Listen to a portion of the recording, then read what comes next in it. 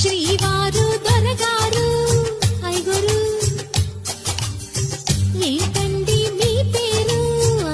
చెప్పండి వరదల్లి ప్రేమే పొంగి ఉరకలు వేసి వేళ ముదు ముద్దుగా అంటాలండి మీ సరదా తీరేలా డార్లింగ్ గారు డార్లింగ్ గారు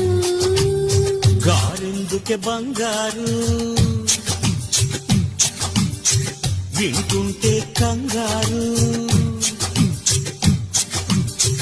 గారంగా శృంగారంగా డార్లింగ్ అంటే చాలు డార్లింగుకి లింగు లిటుకు లింకులు పెడితే బోరు ఓ మై డియరు